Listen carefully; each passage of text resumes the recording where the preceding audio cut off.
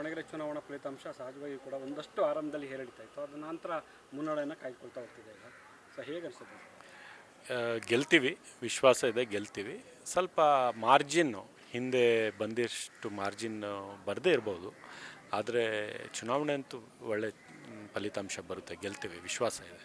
ಅಲ್ಲ, ನಾವು ಆರಂಭದಿಂದ ನೋಡ್ತಾ ಇದ್ವಿ, ಇದರಲ್ಲಿ ಎಲ್ಲೋ ಒಂದು ಕಡೆ ಒಳೆಟು ಅನ್ನುವಂಥದ್ದು ಸ್ಪಷ್ಟವಾಗಿ ಕಾಣಿಸ್ತಾ ಇತ್ತು ಈ ಫಲಿತಾಂಶ ಏರಿಳಿತ ನೋಡಿದಂಥ ಸಂದರ್ಭ. ನಿಶ್ಚಿತವಾಗ್ಲೂ ನಾವೆಲ್ಲ ಒಂದಾಗಿ ಒಟ್ಟಾಗಿ ಮಾಡಿದರೆ ಬೇರೆ ಫಲಿತಾಂಶ ಆಗೋದು. ಸ್ವಲ್ಪ ಒಳಗಡೆನೆ ಏನಾಗಿದೆ ಅಂತ ಬಹಿರಂಗವಾಗಿ ಈಗ ಎಲ್ಲರ ಮುಂದೆ ಚರ್ಚೆಗೆ ಬಂದಿದೆ ಅಲ್ಲ, ನಾನು ಹೇಳದೇ ಇರಲಿ, ಎಲ್ಲರಿಗೂ ಗೊತ್ತಿರ್ತಕ್ಕಂಥ ವಿಷಯ. ಅದರಿಂದ ಸ್ವಲ್ಪ ಹಿನ್ನಡೆ ಲೀಡಲ್ಲಿ ಆಗಿರ್ಬೋದು, ಬಟ್ ಗೆಲ್ಲೋದ್ರಲ್ಲಿ ಏನೂ ತೊಂದರೆ ಆಗೋದಿಲ್ಲ. ಅಲ್ಲ, ಆದರೂ ಕೂಡ ಒಂದು ಕಡೆ ಕಾಂಗ್ರೆಸ್ ಒಂದು ಪ್ರತಿಷ್ಠೆ ಆಗಿದ್ದಂಥ ಕ್ಷೇತ್ರ, ಮತ್ತು ಮತಗಳು ಅನ್ನುವಂಥದ್ದು ಕಾಂಗ್ರೆಸ್ಗೆ ಸಾಂಪ್ರದಾಯಿಕವಾಗಿ ಇದ್ದಂಥ ಕ್ಷೇತ್ರ. ಆದರೆ ಈ ರೀತಿ ತುಂಬ ಕಡಿಮೆ. ನೋಡಿ, ಇದೆಲ್ಲ ಸಹಜ. ರಾಜಕಾರಣದಲ್ಲಿ ಕೆಲವು ಸಂದರ್ಭದಲ್ಲಿ ಈ ಥರ ಆಗುತ್ತೆ.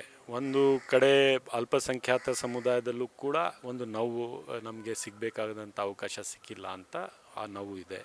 ಆ ನೋವು ಕೂಡ ಸಹಜ.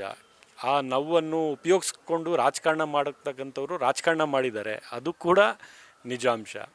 ಸೊ ಇದರ ನಡುವೆ ಕಾಂಗ್ರೆಸ್ ಪಕ್ಷ ಎಲ್ಲರಿಗೂ ವಿಶ್ವಾಸಕ್ಕೆ ತಗೊಂಡು, ಅಲ್ಪಸಂಖ್ಯಾತರಿಗೆ, ಬಹುಸಂಖ್ಯಾತರಿಗೆ, ಎಲ್ಲ ಸಮುದಾಯಗಳಿಗೆ ವಿಶ್ವಾಸಕ್ಕೆ ತಗೊಂಡು ನಾವು ಈ ಚುನಾವಣೆ ಗೆಲ್ತಾ ಇದ್ದೀವಲ್ಲ, ಇದು ಕಾಂಗ್ರೆಸ್ ಪಕ್ಷದ ಶಕ್ತಿ, ಜನರ ವಿಶ್ವಾಸ ಕಾಂಗ್ರೆಸ್ ಪಕ್ಷದ ಮೇಲೆ. ಅಲ್ಪಸಂಖ್ಯಾತರು ಕೂಡ 70% ಮತ ಕಾಂಗ್ರೆಸ್ ಪಕ್ಷಕ್ಕೆ ಹಾಕಿದಾರಲ್ಲ ಇಂಥ ಸಂದರ್ಭದಲ್ಲೂ ಕೂಡ.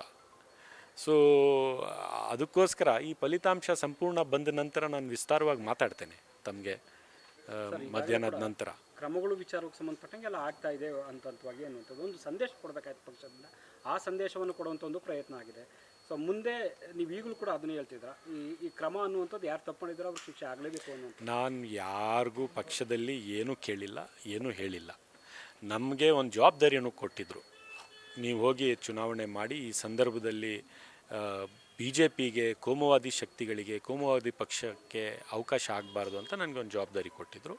ಆ ಜವಾಬ್ದಾರಿ ನಿಭಾಯಿಸ್ತಕ್ಕಂಥ ಕೆಲಸ ಮಾಡಿದ್ದೀವಿ, ಗೆಲ್ತೀವಿ ಅಂತ ವಿಶ್ವಾಸ ಕೂಡ ಇದೆ. ಫಲಿತಾಂಶ ಬಂದ ನಂತರ ನಾನು ವಿಸ್ತಾರವಾಗಿ ಮಾತಾಡ್ತೇನೆ. ಸರ್, ಕೆಲವೊಬ್ಬರು ಕೂಡ ಇದರಲ್ಲಿ ಒಂದು ರೀತಿ ರಾಜಕೀಯ ಲೆಕ್ಕಾಚಾರದಲ್ಲೇ ತಮ್ಮದೇ ಆದಂಥ ಪಟ್ಟುಗಳನ್ನ ಪ್ರಯೋಗ ಮಾಡ್ತಾಯಿದ್ರು. ಸೊ ನೀವು ಕೂಡ ಸಲೀಂ ಅಹ್ಮದ್ ಅವರು ಇಬ್ಬರು ಕೂಡ ಹೋಗಿ ನಿಂತು ಕೆಲಸವನ್ನು ಮಾಡಿದರೆ, ಈ ಸಂದರ್ಭದಲ್ಲಿ ಏನು ಹೇಳಕ್ಕೆ ಇಷ್ಟಪಡ್ತಾರೆ ಆ ವಿಚಾರದಲ್ಲಿ? ಇರಲಿ, ಅದು ಪಕ್ಷದ ತೀರ್ಮಾನ. ನಾವು ಹೋಗಬೇಕು ಅಂತ ನಾವು ಹೋಗಿದ್ದೀವಿ, ಮಾಡಿದ್ದೀವಿ. ಮತ್ತು ನಾವು ಒಂದು ಸೆಕ್ಯುಲರ್ ಪಾರ್ಟಿ, ನಾವು ಎಲ್ಲ ಸಮುದಾಯಗಳಿಗೆ, ಎಲ್ಲ ಧರ್ಮದ, ಜಾತಿಯ, ಜನಾಂಗಕ್ಕೆ ಜೊತೆಗೆ ತೊಗೊಂಡು ಕೆಲಸ ಮಾಡಬೇಕಾಗಿತ್ತು, ಮಾಡಿದ್ದೀವಿ. ಅದಕ್ಕೋಸ್ಕರ ಒಳ್ಳೆ ಫಲಿತಾಂಶ ಬರ್ತಾ ಇದೆ. ಇಲ್ಲಾಂದರೆ ಅಲ್ಲಿ ವಾತಾವರಣ ಬೇರೆ ಥರ ನಿರ್ಮಾಣ ಮಾಡೋಗಿದ್ರು. ಸೊ ಅದನ್ನು ಸರಿ ಮಾಡಿ ಚುನಾವಣೆ ಮಾಡಿದ್ದೀವಿ, ವಿಶ್ವಾಸ ಇದೆ, ಗೆಲ್ತೀವಿ ಅಂತ. ಅಲ್ಲ, ಜಮೀರ್ ಅಹ್ಮದ್ ಅವರು ಕೊನೆಗೂ ಕೂಡ ಪ್ರಚಾರಕ್ಕೆ ಬರಲೇ ಇಲ್ಲ ಅನ್ನುವಂಥ ದೊಡ್ಡ ಮಟ್ಟದಲ್ಲಿ ಚರ್ಚೆ ಆಗಿತ್ತು. ಬಹುಶಃ ಜಮೀರ್ ಅಹ್ಮದ್ ಅವರು ಬಂದು ಹೋಗಿ ಓಡಾಡಿ ಎಲ್ಲವೂ ಕೂಡ ಆಗುತ್ತೆ ಅನ್ನುವಂಥ ಇತ್ತು. ಸೊ ಅವೆಲ್ಲವೂ ಕೂಡ ಆ ಫಲಿತಾಂಶದ ಏರಿಳಿತಕ್ಕೆ ಇದೊಂದು ಕಾರಣ ಆಗುತ್ತಾ ಇದು ನೋಡ್ತಾ ಇದ್ದಾರೆ? ನಾನು ಜಮೀರ್ ಅವ್ರ ಬಗ್ಗೆ ಆಗಲಿ, ಬೇರೆಯವ್ರ ಬಗ್ಗೆ ಆಗಲಿ ನಾನು ವೈಯಕ್ತಿಕವಾಗಿ ಮಾತನಾಡೋಕ್ಕೆ ಹೋಗೋದಿಲ್ಲ. ಪಕ್ಷದ ವೇದಿಕೆ ಮೇಲೆ ಎಲ್ಲವೂ ಪಕ್ಷದ ಹಿರಿಯರಿಗೆ ರಿಪೋರ್ಟ್ ಇದೆ. ಸೊ ನಾನು ನನ್ನ ಜವಾಬ್ದಾರಿ ಏನಿತ್ತು ಅದನ್ನು ನಿಭಾಯಿಸ್ತಕ್ಕಂಥ ಪ್ರಯತ್ನಗಳು ನಾವು ಮಾಡಿದ್ದೀವಿ. ಸೊ ನಾವು ಮಾಡಿದ್ದು ಪ್ರಯತ್ನಗಳು ಫಲ ತರುತ್ತಾ ಇಲ್ವೋ ಅಂತ ನಿಮಗೆ ನೋಡಿ ಗೊತ್ತಾಗ್ತಾ ಇದೆ. ಸೊ ವಿಶ್ವಾಸ ಇದೆ, ನಾವು ಗೆಲ್ತೀವಿ. ಗೆದ್ದ ನಂತರ ಇದ್ರ ಬಗ್ಗೆ ಮಾತಾಡ್ತೀವಿ. ಈ ಫಲಿತಾಂಶದ್ದು ಸಂಪೂರ್ಣ ಮಾಹಿತಿಯೊಂದಿಗೆ ನೀವೇನಾದರೂ AICCಗೆ ಅಥವಾ KPCC ಅಧ್ಯಕ್ಷರಿಗೆ ಅಥವಾ CM ಸಿದ್ದರಾಮಯ್ಯ ಅವರಿಗೆ ಇದನ್ನೇನಾದರೂ ಗಮನಕ್ಕೆ ತರುವಂಥದ್ದು ಅಥವಾ ಅನಾಲಿಸಿಸ್ ಮಾಡುವಂಥ ಒಂದು ಪ್ರಯತ್ನಗಳು ಏನಾಗುತ್ತೆ? ಯಾಕೆ ಇಷ್ಟು? ಯಾಕಂದರೆ ಇನ್ನೂ ಹೆಚ್ಚಿಗೆ ಬರಬೇಕಾಗಿತ್ತು ಅನ್ನುವಂಥ ನಿಟ್ಟಿನಲ್ಲಿ. ಅದು ಪಕ್ಷದ ವರಿಷ್ಠರಿಗೆ ಬಿಟ್ಟಿರ್ತಕ್ಕಂಥದ್ದು. ನಮ್ಮ ಕೆಲಸ ಏನು, ನಮಗೆ ಜವಾಬ್ದಾರಿಯನ್ನು ಕೊಟ್ಟಿದ್ದರು, ಅದು ನಿಭಾಯಿಸಿದ್ದೀವಿ. ನಾವು ಯಾರ ಬಗ್ಗೆ ಆಗಲಿ ದೂರು ಕೊಟ್ಟಿಲ್ಲ, ಯಾರ ಬಗ್ಗೆ ರಿಪೋರ್ಟ್ ಕೊಟ್ಟಿಲ್ಲ, ಯಾರ ಬಗ್ಗೆನೂ ಯಾವುದೇ ಆ್ಯಕ್ಷನ್ ಬಗ್ಗೆ ನಾವು ಒತ್ತಾಯನೂ ಮಾಡಲ್ಲ. ಪಕ್ಷಕ್ಕೆ ಬಿಟ್ಟಿದ್ದು. ಅವರು ಪಕ್ಷದ ಬಲವರ್ಧನೆಗೆ ಈ ರಾಜ್ಯದಲ್ಲಿ ಕೋಮುವಾದಿ ಶಕ್ತಿಗಳು ಅಧಿಕಾರಕ್ಕೆ ಬರಬಾರ್ದು ಅಂದರೆ ಅದಕ್ಕೆ ಏನೇನು ಕ್ರಮ ತಗೋಬೇಕು ಅಂತ ಪಕ್ಷದ ಹಿರಿಯವರಿಗೆ ಬಿಟ್ಟಿದ್ದೀವಿ. ಅವರು ಏನಾದರೂ ಮಾಡ್ಬೋದು. ಸರ್, 2028ಕ್ಕೆ ಸಾಕಷ್ಟು ನಿರೀಕ್ಷೆ ಇರುವಂಥದ್ದು. ಮತ್ತೆ ಅದು ಮುಸ್ಲಿಂ ಸಮುದಾಯಕ್ಕೆ ಅಂದರೆ ಅಲ್ಪಸಂಖ್ಯಾತರಿಗೆ ಟಿಕೆಟ್ ಸಿಗುತ್ತೆ ಅನ್ನುವಂಥ ವಿಶ್ವಾಸ ಇದೆಯಾ? ಈಗ ತಾನೇ ಚುನಾವಣೆ ಈಗ ಮುಗಿತಾ ಇದೆ. ಈ ಫಲಿತಾಂಶ ಬರಲಿ, ಮುಂದೆ ಮಾತಾಡೋಣ. ಯಾವುದೇ ಸಮುದಾಯ ಇರಲಿ, ಅಲ್ಪಸಂಖ್ಯಾತರಾಗಲಿ, ಹಿಂದೂ ಸಮುದಾಯಗಳಾಗಲಿ, ದಲಿತ ಸಮುದಾಯಗಳಾಗಲಿ, ಹಿಂದುಳಿದ ವರ್ಗದವರಾಗಲಿ ಅವ್ರಿಗೆ ನ್ಯಾಯ ಸಿಕ್ಕದೆ ಕಾಂಗ್ರೆಸ್ ಪಾರ್ಟಿಯಿಂದ. ಇಷ್ಟು ಮಾತ್ರ ನಾನು ಹೇಳಕ್ಕೆ ಬಯಸ್ತೇನೆ. ತಮಿಳುನಾಡಲ್ಲಿ TVK, ಯಾಕಂದರೆ ವಿಜಯ್ ಅವರು ಪಕ್ಷವನ್ನು ಕಟ್ಟಿ ಅವರು ಮೊದಲೇ ಬಾರಿಗೆ ಕೂಡ ಇಷ್ಟು ಗಮನಾರ್ಹ ಸಾಧನೆ ಮಾಡಿರೋದು ನೋಡಿ.